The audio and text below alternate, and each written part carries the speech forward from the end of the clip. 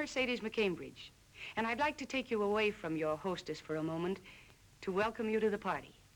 To this party, I mean, and to the Democratic Party, too. I think I'm like a lot of people out here in Hollywood, and like a lot of people in your hometown. We want good government, and we are completely convinced that Adlai Stevenson is the man to give it to us. But it means that we've got to help him. That's why I'm here. That's why Hollywood for Stevenson is bringing you this show, because we want to help him in the best way we know how. But before we get started, the governor himself is going to speak to you. Adlai Stevenson. I urge you not to overlook the need to elect the right men to state and local offices.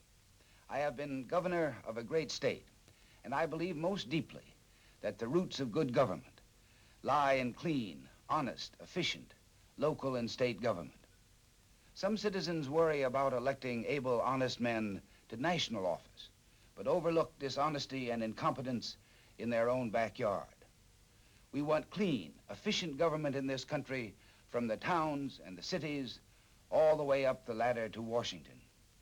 And I don't need to tell you that the only way to get it is to vote for it on Election Day. Well, there's certainly no doubt about who's the star of this show. All right, let's go. It's Adlai to you, Adlai to me. I don't care how you quote it. Adlai, Adlai, don't pronounce it. Just go out and vote it. Stevenson!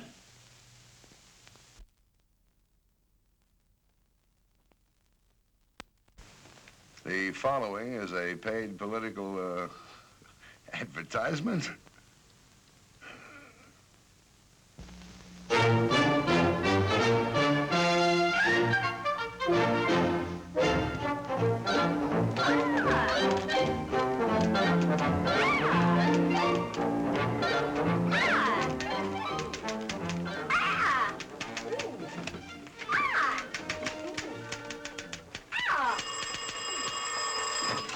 Republican campaign headquarters, throw the old rascals out, put the new rascals in, good afternoon. What? That's right.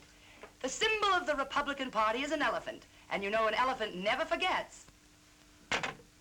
Of course, what's our elephant got to remember? Well, there's... Oh, no. Good afternoon, girls. Good afternoon. Good afternoon, Chairman. Here, put this sign on the front door. Marvelous. Wonderful. Brilliant. Simmer down, girls, simmer down. Oh. We've got lots of work to do if we're going to put good old Bob Taft in the White House. Why, Mr. Chairman, Senator Taft isn't running. Remember the convention in Chicago? And remember the meeting in New York? Let's don't be naive, girls. Come, come. Now, has anyone thought of a title for our campaign show? I have. How about Republican Scandals of 1952? Oh, no, no, that would never do. What about Republican Follies of 1952? No. No, let's make it Republican Escapades of 1952.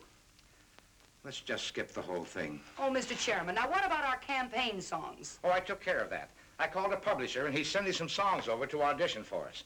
Are there any more questions? Yes, Mr. Chairman, Governor Stevenson has been accused of being too humorous during a campaign. Yet, Abraham Lincoln was noted for his vigorous sense of humor. Lincoln was always telling jokes and trying to make people laugh. How can we reconcile this with the criticism of today's man from Illinois, Governor Stevenson? That's a very good question. Next question? Well, here we are. Right this way, fellas. Hello, girls. Oh, aren't you cute? I like you. You're an angel, Puzzle. Well, who's in charge? Who's the man in charge here? I'm chairman of the headquarters, sir. You're the fellow that wants the campaign songs, eh? Well, I'm your man. I've got campaign songs that'll fit any candidate. Oh, that's just what we need, a good, rousing Republican theme song. Hey, Fred. Huh? They want Republican songs. Shh. Look, we're here to sell songs. Let's keep politics out of this. You want songs? You'll get songs. Happen to have one for you right now. Snappy little ditty that'll knock you right back on your gallop pole. Hit it, boys. Reuben, I've been thinking life has been a paradise. You crazy if we elect those other guys.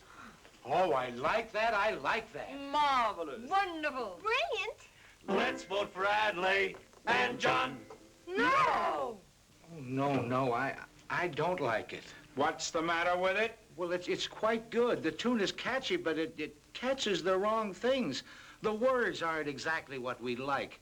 A Republican song should... I know exactly what you mean. A Republican song should confuse the people, right? Exactly. It should confuse the people. Oh, no, wait a minute. Look. What we need is something like that glorious old song we had way back in 1920.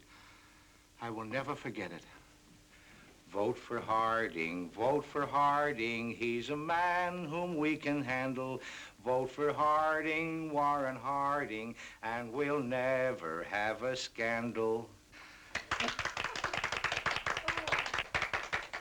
So that's what you want, a vote song. Well, why don't you say you want a vote song? We got plenty of vote songs, eh, Marilyn? Have we got a vote song? You just latch onto this, cutie.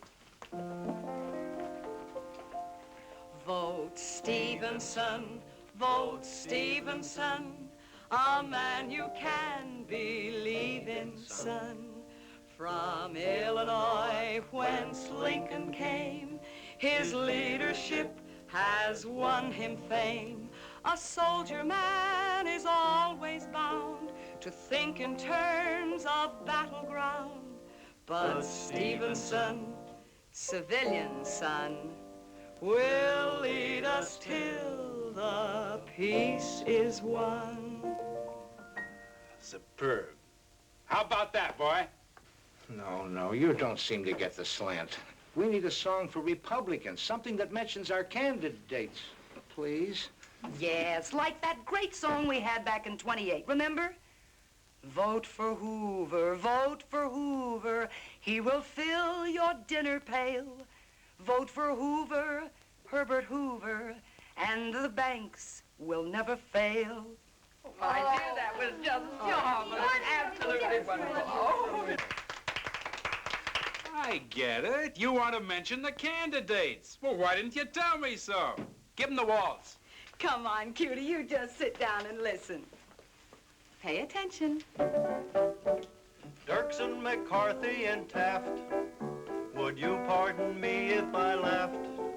There's no sense in pointing out one single case. They simply are anti the whole human race. Dirksen, McCarthy, and Taft, forgive me if I caused a draft. Put these men in power and you will regret. I guess you saw Dirksen on your TV set. That look he gave Dewey, that's what we would get from Dirksen, McCarthy, and Taft. How about that? Best song you ever heard? Well, somehow it just doesn't seem to be right. It isn't anything... Look, wait a minute. Girls, our song. You mean? I do. Vote for Dewey, vote for Dewey. He's the man we all adore. Vote for Dewey, Thomas Dewey. He will win in 44. Continue. Vote for Dewey, vote for Dewey. He will steer our ship of state. Vote for Dewey, Thomas Dewey. He can't lose in 48. It was a wonderful song, but the people loused us up. What we need is a voter song that mentions the candidate's name. You know, we've got a new man this time. Sure. You want to mention the general, huh? Okay, hit it, Marilyn.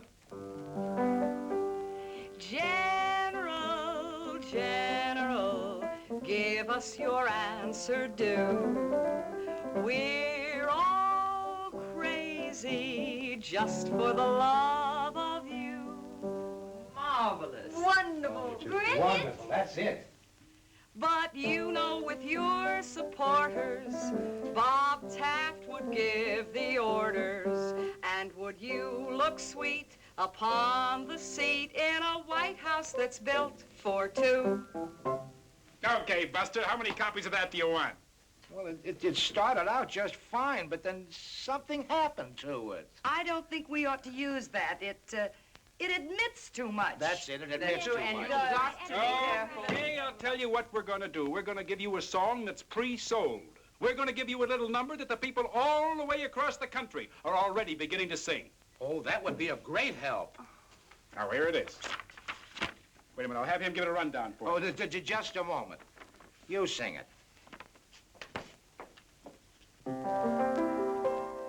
I'd rather have a man with a hole in his shoe than a hole in everything he says.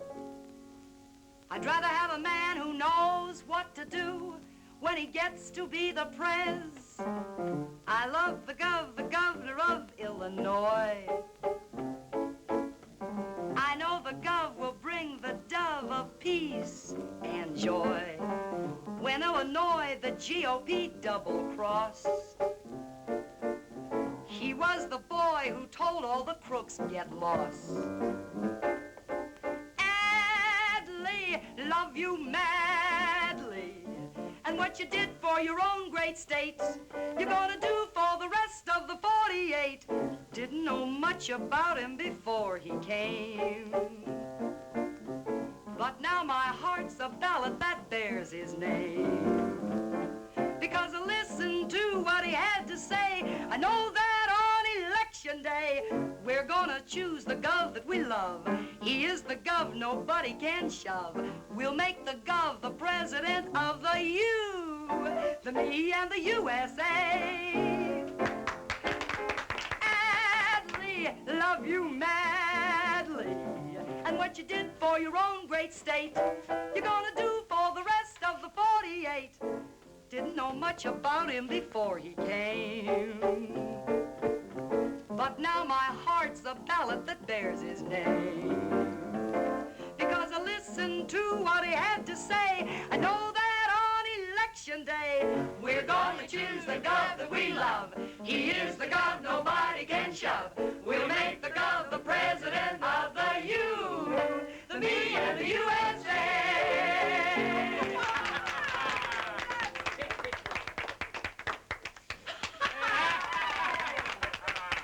We're gonna choose the gov that we love.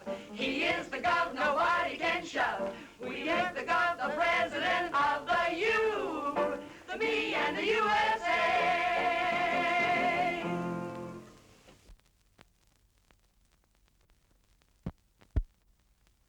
AES, Adlai E. Stevenson, a new voice in the land.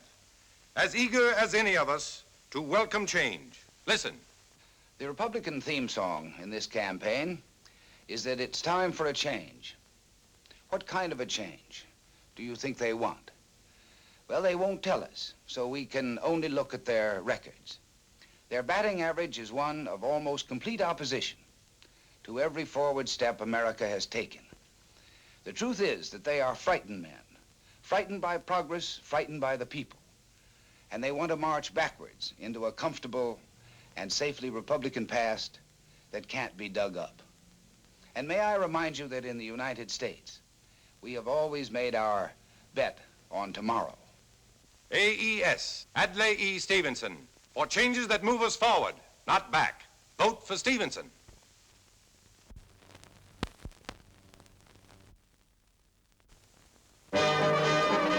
Step right up, folks. See the mental marvel of the campaign, Mr. McGOP. He promises to solve all your problems. Ask him any question. What about Korea? We don't belong in Korea. Let the commies have it. We should expand the war. Open a second front in China. Wait a minute. We can't do both. We can't pull our troops out of Korea and invade China. Go away, lady. You bother me. Any more questions? What about aid to Europe? I'll personally tear down the Iron Curtain. Not another nickel down that rat hole. Let the commies have it. That's double talk. What are you complaining about? You get two policies for the price of one. Stop confusing the issue. I want a straight answer. Should we support the United Nations or not? Yes. I mean no. No, I mean yes. You're confused. You're confused. Don't you be confused. Vote for Stevenson for president.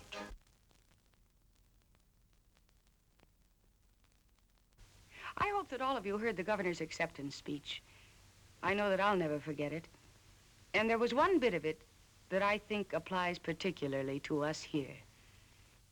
The people are wise, wiser than the Republicans think. And the Democratic Party is the People's Party, not the Labor Party, not the Farmers' Party, not the Employers' Party. It is the party of no one, because it is the party of everyone. That's a proud thing, isn't it? Nobody owns us. No millionaires club telling us what to do, or paying our expenses either.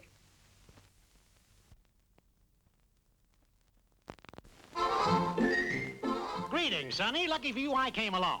We've a 1953 model GOP, hottest thing since Hoover had MacArthur chase the veterans off the White House lawn. Yeah, but wait a minute. Why, Sonny, the upholstery in that Democrat model you're running is shot from trying to carry too many people. You've been at the wheel so long, you don't feel the shimmy. Okay, I know the steering isn't perfect, but we've been over some rough spots. The upholstery's a little worn because we don't pass people who need a lift. Tell me, why should I trade to a GOP model? Wise up, Sonny. This 1953 model GOP has real class. Tinted windows to isolate you from the rest of the world. A rear view mirror that lets you look back on the good old days. And you never have to fill the crankcase. It's the same old GOP oil. Hasn't been changed since 1929. Here, son, here it is. Staunch, dependable, solid as a rock. Mm-hmm. That happened the last time I tried that GOP model. I'm sticking with Stevenson.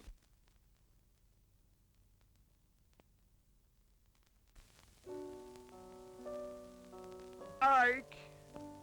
Bob. Ike. Bob. I'm so glad we're friends again, Bob. Yes, Ike. We agree on everything. Let's never separate again, Bob. Never again, Ike. Bob. Ike. Bob. Ike. Will Ike and Bob really live happily ever after? Is the White House big enough for both of them? Stay tuned for a musical interlude. Reuben, Reuben, I've been thinking Bob and Ike now think alike. With the general in the White House, who'd give the orders, Bob or Ike? Let's vote for Adlai and John.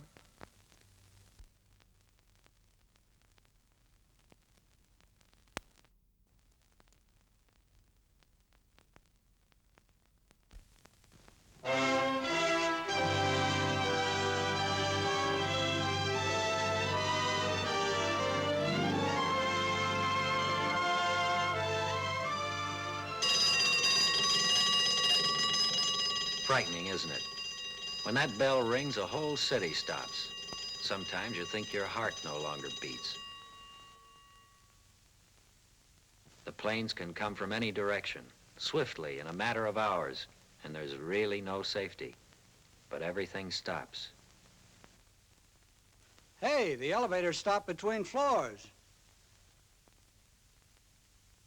I guess all the power's off. Are you all right up there? Yes, I think so. Oh, I'm Johnson. I'm Hicks. I'm Williamson, and I'm sure glad this is only a practice air raid. We're lucky. Yeah, but how long is our luck going to hold out? Well, I guess it depends on how long we keep showing the Russians we mean business. You think it's going to last long? Depends on our foreign policy. Who's thinking about foreigners? I'm supposed to get off now. I've got a date. Your boyfriend can't go anywhere either, Miss Williamson. Some comfort. Cigarette? Thanks. Oh, would you like one? No, thanks. I'm on duty. Say, Johnson, what's this you got on your lapel? Stevenson. Eisenhower. I feel positively naked. Hey, what are you doing? Now cut it out. What? Huh? Oh, gee, thanks. Well, I suppose we might as well sit down and become... Say, this is a practice air raid, isn't it? Why, sure it is. Don't worry. We haven't had a real one yet, and if we elect the right man president, maybe we never will. Mr. Hicks, why are you voting for Eisenhower? Well, I'm an independent from way back. So am I. But this time I'm voting Republican. Huh? For a number of reasons, but above all, Korea. I've got a kid brother over there. You think we shouldn't have gone into Korea, huh? No, I string along with the general. He agrees that once it started, we had to go in. But why didn't we send them enough help and money before it started? Then maybe there wouldn't have been a war at all. How about it? Why didn't we? The Democrats have to take the blame for that. That's what the general says, and he's right.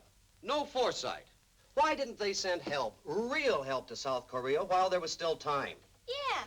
Why didn't they? They tried to. Beginning in 1949, long before the Reds attacked, the Democratic administration introduced 3 separate bills in order to give adequate military support to South Korea. Money, tanks, planes, technical help. Is that on the level? Yeah. What happened? The first bill came up for a vote in the House of Representatives early in 1950. It was defeated by 1 vote. Get that? 1 vote. The Congressional Record. January 19th, 1950. Aid to Korea was defeated by 1 vote. You know whose vote tipped the scales against it? Oh, one of those isolationists. But they're taking a back seat these days. This fella's right up front in the Republican Party. Richard Nixon, Eisenhower's running mate, voted no. Voted to throw South Korea to the wolves. And 86% of his Republican colleagues voted no along with him. Mr. Nixon, no. I didn't know that. Well, not everyone has time to wade through the Congressional Record. But the Democrats kept trying. A little later, they introduced another bill. This time, Nixon switched. He voted with them. But it was too late then. Well, for goodness sakes. Why, I heard Nixon himself attack the Democrats for not being prepared in Korea. Doesn't even remember his own vote. Huh? Sometimes a short memory is a great convenience, Yeah. especially during an election year. I'll say. Okay, so Nixon's not so hot. Matter of fact, I didn't much like it when they nominated him. I'd have preferred a liberal Republican. But I still like Ike. Well, you gotta remember that politics is a team game.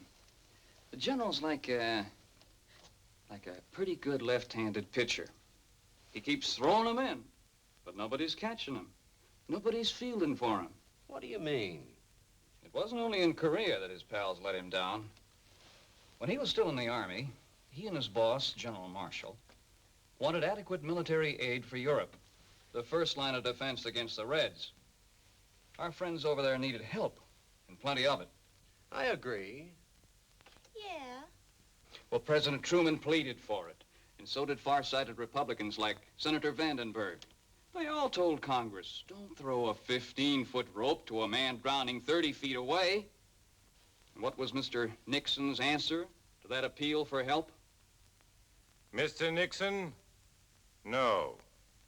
August 18th, 1949. Nixon and 95% of his Republican colleagues voted to cut military aid in half. They voted for that 15-foot rope. But in spite of this, the Democrats sent adequate military aid to Europe in time. Good. Maybe that's why this is only a practice air raid. Yeah. But it isn't the Republicans' fault that it's not the real thing. You mean if we hadn't built up Europe, then there might have been a war right here? Exactly. Why, our foreign policy has made the free world strong. Yeah, but I don't see Now that look, you can... The Truman Doctrine, guaranteeing the independence of Greece and Turkey. The Marshall Plan, the greatest act of statesmanship of this century. The North Atlantic Treaty. Why, we've stopped the Russians cold. That's the big historical achievement of the bipartisan foreign policy. Bipartisan, now you're talking. The general supports that policy, and if he's elected, it won't change. That's right. Say, I wonder when they're going to blow the all clear. I got to get my hair done. Would you mind repeating what you just said? I said I've got to get my hair done. Oh, I meant Mr. Hicks. Oh. I said our foreign policy won't change if Eisenhower's elected. He'd be the president, and the president runs the country. Does he write the laws? Appropriate the money? No, I suppose Congress does that. Right. It's a team game. And if the Republicans win in November, what men would run the Congress? Well, I guess I hadn't thought about that now. Now, let's see. Well, here they are. Let's take a good look at the General's Ball Club. Richard Nixon would preside over the Senate as vice president. That's a mighty important job. Joseph Martin would be Speaker of the House, one of the most powerful men in the government. His record on foreign policy is far worse than Nixon's. Senator Taft would be Republican boss in the Senate, as he has been in the past. And if you have any doubts that he'd boss Eisenhower, too, just read the statement he put out after he had received the General's unconditional surrender at their meeting in New York on September 12th. And working with him would be his pal, Senator Jenner of Indiana, the man who called General George Marshall a willing front man for traitors and a living lie. And recognize this one? Joe McCarthy. He'd be chairman of the Committee on Government Expenditures. Well, that rounds out the infield. Now, wait a minute. Eisenhower's against Jenner and McCarthy. General Marshall's his friend. You can't put them on his team. I didn't put them there. The General himself did it. I had hoped, along with millions of other decent Americans, Democrats and Republicans too, that the General would repudiate them in this election. But he didn't. He endorsed them.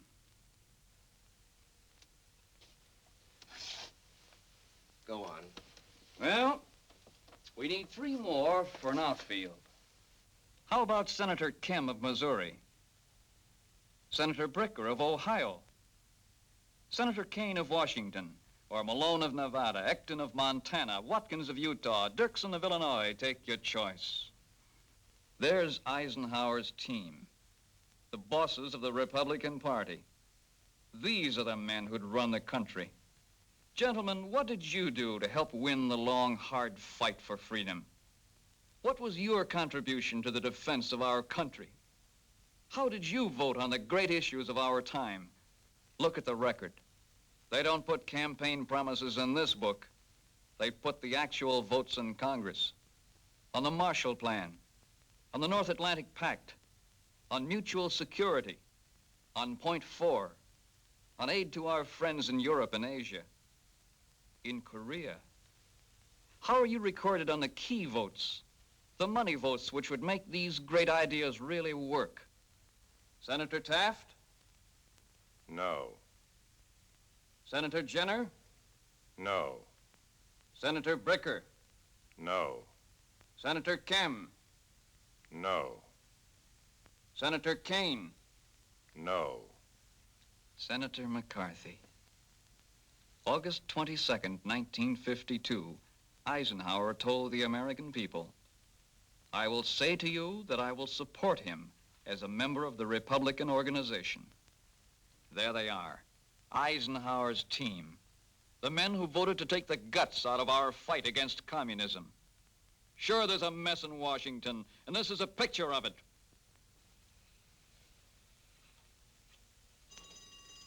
The all clear. It's over. No. No, it's still going on. But there's something we can do about it. We independent voters. We can support the men who voted yes. You know, what gets me is this Eisenhower. Doesn't he know how those men voted? Doesn't he? I suppose he must know. Then how can he ask us to support them? And that Jenner, that McCarthy. Did they really say that about General Marshall? It's in the record. They said it. And Eisenhower is asking us to support them? Some nerve. Why, that's worse than just cheap politics. It's horrible. It's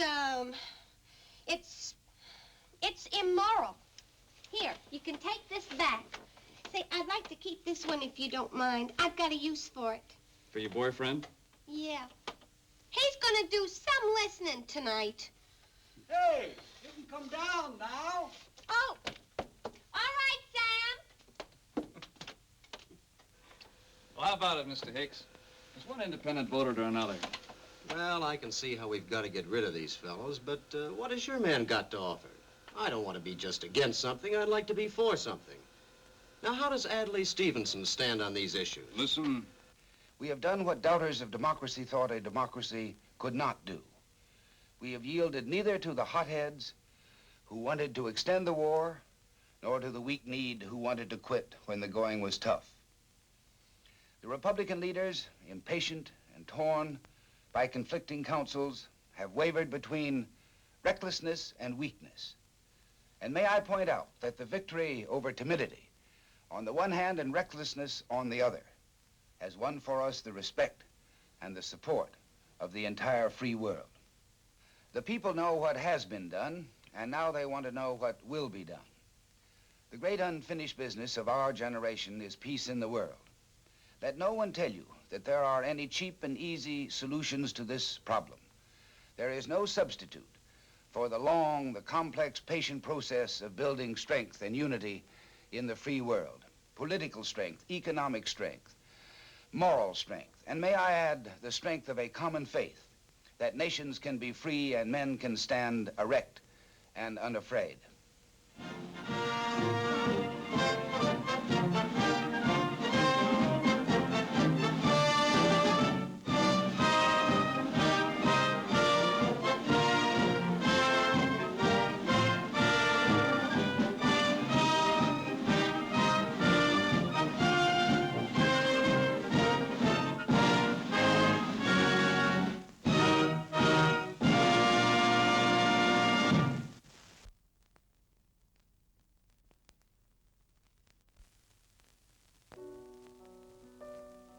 Ike. Bob. Ike. Bob. I'm for labor, Ike. I know you are, Bob, and I'm for labor, too. That's why we must enforce the Taft-Hartley bill, Ike. If you say so, Bob. Ike. Bob. Ike. Bob. Do Ike and Bob really love labor? Should labor really love Ike and Bob? Stay tuned for a musical interlude. Reuben, Reuben, I've been thinking you have got a steady job. But will you be working steady if we elect Ike and Bob? Let's vote for Adlai and John.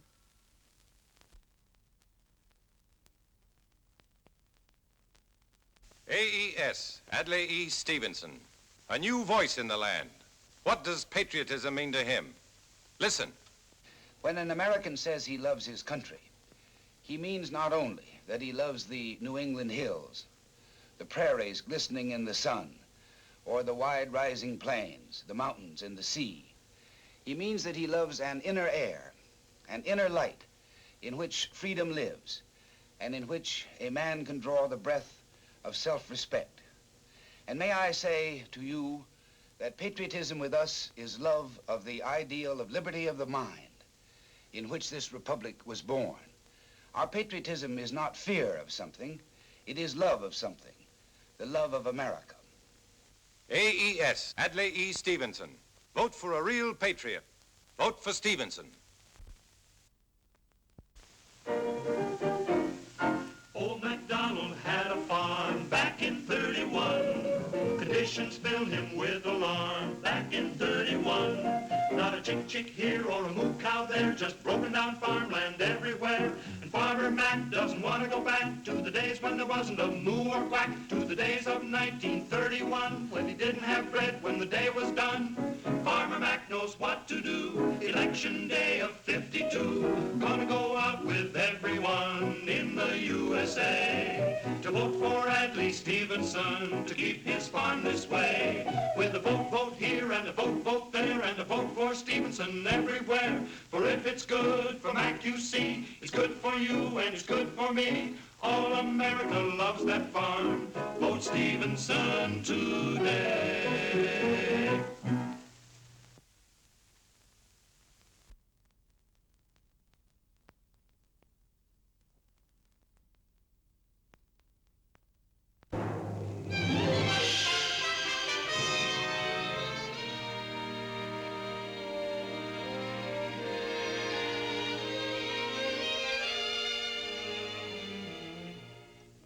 Illinois.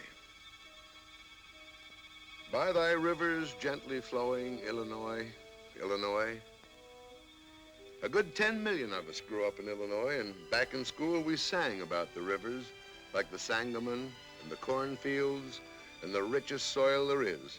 We studied about Sangamon County and New Salem and the great young lanky man who did his studying here and who would live to throw his shadow across all the land.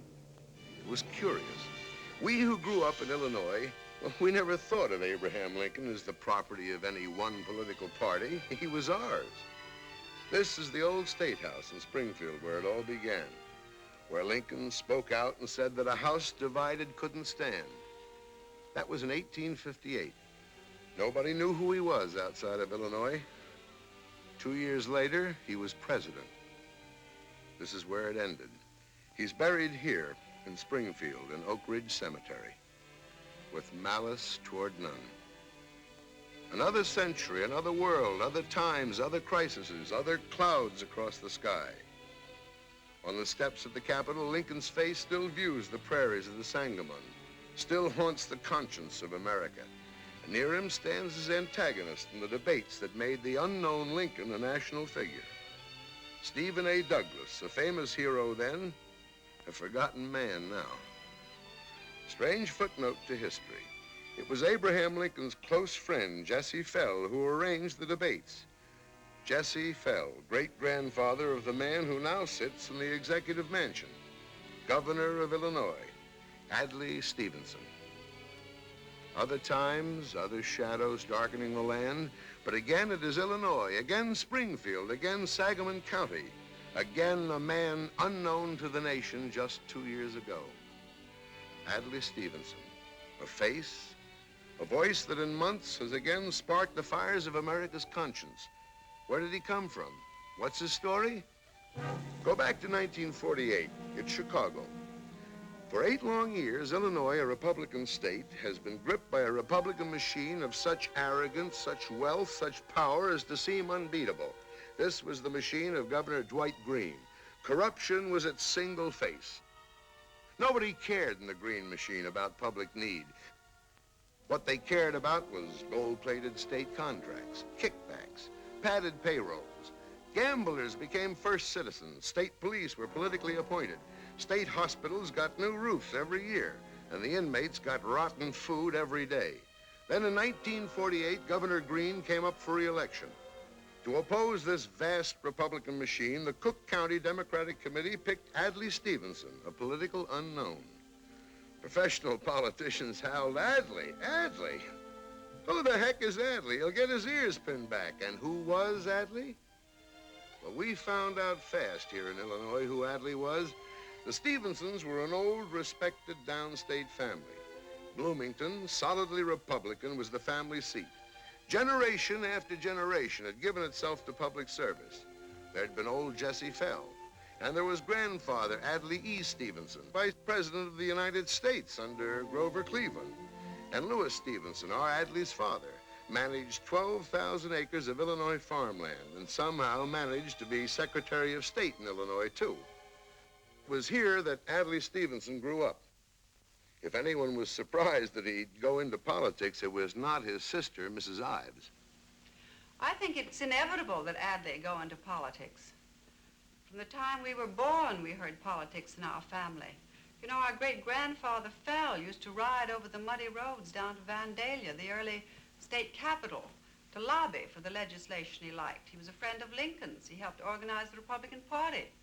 Our grandfather Stevenson, we heard politics in his house and in our home from the time I can remember. I think that Adlai's destiny was inevitable. I think he was meant to go into politics. Well, that's how it was. He went to Normal University, a few miles away, a school old Jesse Fell had founded. Then on to Princeton. After Princeton, there was service in the Navy. That was World War I. Then Harvard Law, and back to Bloomington for a short hitch with the family newspaper. But law came first. He moved to Chicago, took his degree at Northwestern, and went to work for the oldest law firm in the city. For almost 15 years, LaSalle Street was his home. Big finance, big business, big Chicago industry. These things became part of him. Big isolationism did not. Stevenson led the fight against Chicago's America First. Then came the war.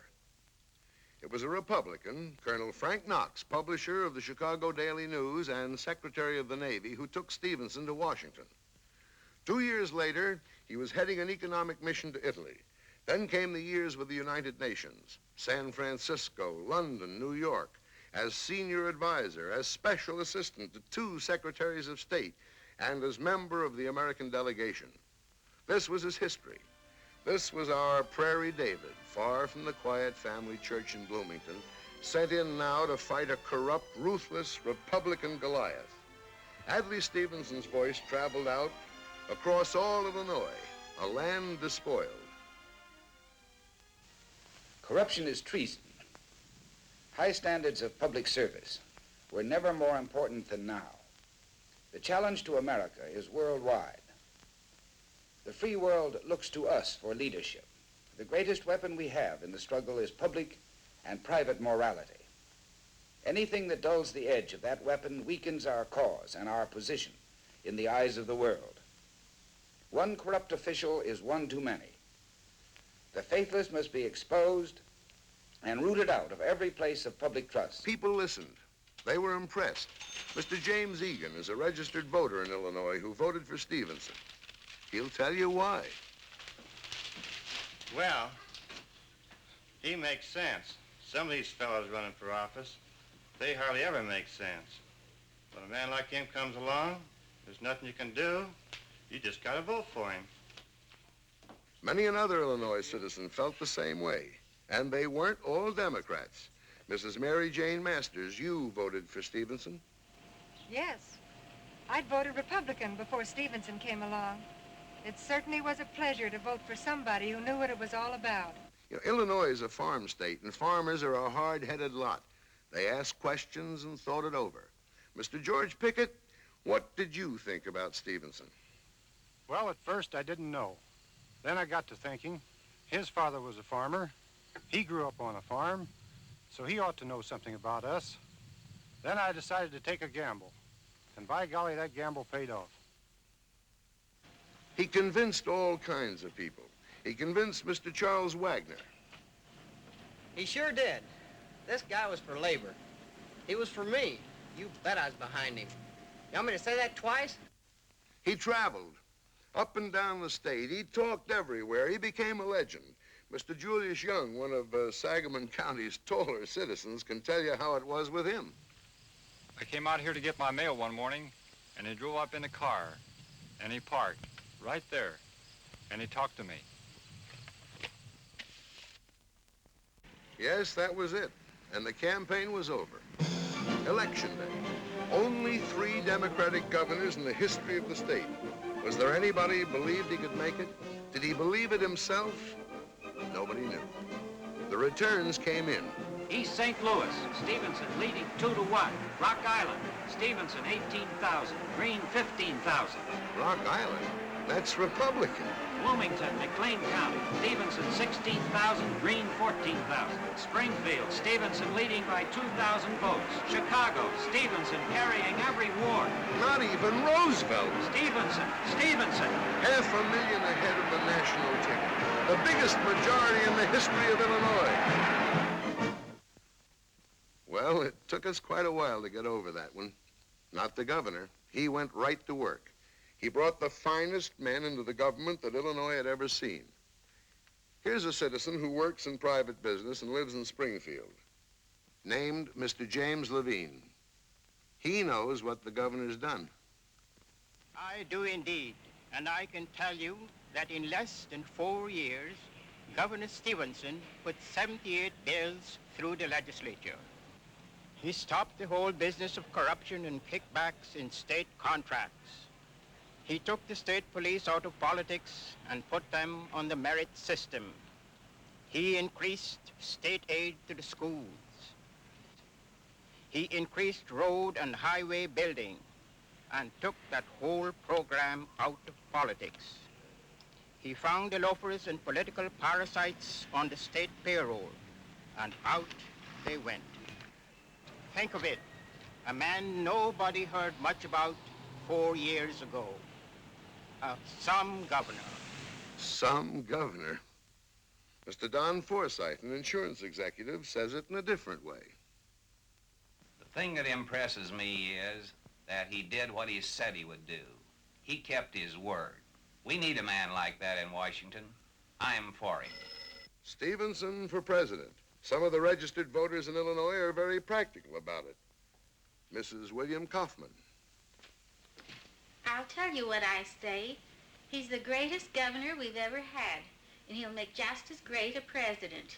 If anybody's going to keep me from going broke in this grocery store, it'll be Adlai Stevenson who will do it. Some of them aren't so practical. Mr. Paul Edwards. You know, when you get to know the governor, it just doesn't make sense the way you feel about him. Being in the automobile business, I stand to make a profit from state business. Since he's been in office, I haven't made a quarter. So what? He's been the best governor that Illinois has ever known. He'd be the same for president, too. All of a sudden, it was Stevenson. Mr. John Spitali, how about you? Who, me? Stevenson, of course. Paper, mister? Paper, mister? Adlai Stevenson of Illinois, we're proud. We who grew up in Illinois and sang about the rivers and the dreaming prairies, we're proud of our son, of our finest. But more, we are proud, forgive us, of this shining earth, of these magical prairies of the Sangamon that for a second time in a century have borne a man for our national need. Out of this American earth, a voice of conscience and a time for conscience. In a darkened hour, a man of enlightenment. In an age of storm, a man who can make a joke or study a human heart. In a year of decision and struggle, a man of high honor, far vision, deep feeling. Out of me, unworthy and unknown, the vibrations of deathless music. Bloom forever, O Republic, from the dust of my bosom. Governor Adlai E. Stevenson of Illinois. For more than 23 centuries, humanity has striven to attain the ideal that liberty and equality are best achieved when all persons alike share in government to the utmost. Yet within our lifetime, the ideal has been challenged. Nazism and fascism did it by substituting statism and racism for the human mind and spirit. Communism does it because communism is a corruption of mankind's dream of justice, even as it brutally degrades the man. These challenges would have failed had free men always shared in government to the utmost. Sharing, of course, does not mean the creation of big government. Big government is not good government. Sharing in government to the utmost means, to me, the full exercise of political and social responsibilities by each of us. Realists know that government is inept, even bad, when the people are lazy. Idealists know that we can triumph over injustice and failure if each of us lives up to the moral and the ethical obligations of citizenship. And that is elementary. Let no politicians preach in platitudes. Let no officials pussyfoot about corruption. Let no people tolerate cynicism and apathy about government. Then America will be alive, responsive, and effective, both in solving our own problems at home and in leading the way to peace in the world.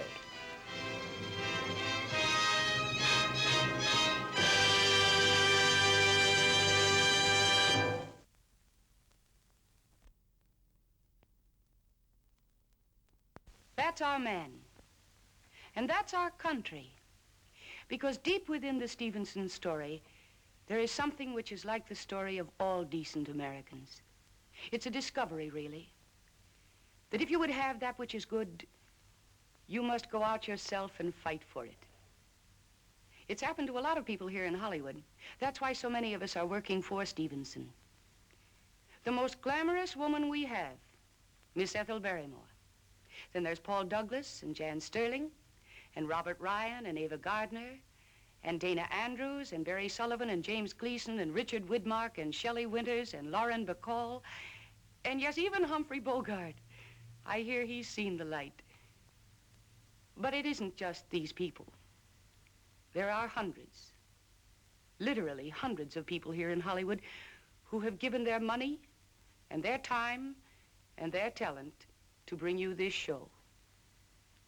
And what they ask of you in return is your money and your time and your vote for Adlai Stevenson, the next President of the United States. Merrily we'll roll along, roll along, roll along. Merrily we'll roll along till the job is done. Americans, we mustn't stop, mustn't stop, mustn't stop. America will roll